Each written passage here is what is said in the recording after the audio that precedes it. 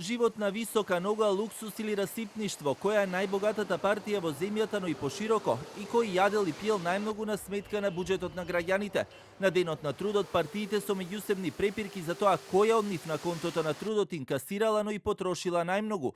Опозицијската СДСМ со директни обвинувања до власта дека само во последните 4 месеци потрошила над 30.000 евра за храна по луксузни ресторани, повикувајќи се на јавно достапните податоци.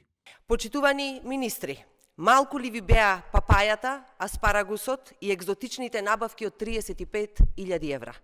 Дали тоа не беше доволно за владата да се најаде, па требаше уште толку да се потрошат и по ресторани? Секој месец оваа година, почнувајќи од јануари, владата трошела просечно по 10.000 евра од буџетот на кафеани, додека им објаснуваше на работниците дека, замислете, 400 евра се доволни за живот. Од Илинденска пак ги демантираа изјавите од Бихачка, наведувајќи: трошоците што ги прикажуваат како наводни трошоци за министри се всушност трошоци за услугите што ги користат вработените во министерствата. За овие услуги вработените сами ги плаќаат, а истите не се натовар на буџетот. Од владеачката ВМРО ДПМН пак со контрастав до политичките опоненти, прашувајќи ја СДСМ дали заборавиле колку нивни функционери, а како што велат меѓу нив вклучително и синдикалецот Трендафилов, трошеле на луксузни патувања, хотели и ресторани во време на претходната власт. И што правеше СДС со банкнотирањето на државата и се што наследи ВМРО ДПМН, додека истиот овој лик збор не кажа против нивната влада на ДУ и СДС, туку си уживаше по патувања и синдикални игри во баханалии и непримерност.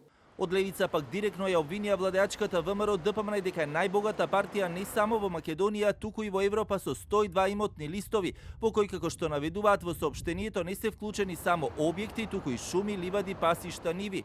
На народот му должите одговори, бидејќи наспроти луксузот во Белата палата на ДПМН се распаѓаат крововите на болниците, наспроти вредноста на вашите над 100 имота.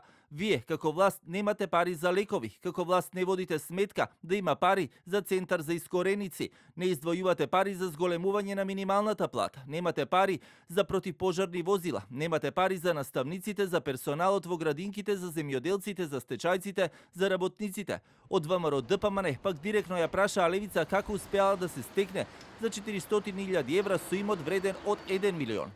Партија која гласно се представува како борец за правата, наеднаш се здобива со имот кој вреди 1 милион евра, а Пасиев го купува за 400.000 евра и притоа манипулира како тоа било подрум од 409 метри квадратни. Левица глумат револуционери и како тие ќе го спасат системот преку театрални настапи кои инаку се популистички, а зад кулисите прават сделки за моќ, привилегии и удобност. Сепак од ВМРО ДПМН денеска не одговорија колкава е проценката и вредноста на имотот кој го поседуваат.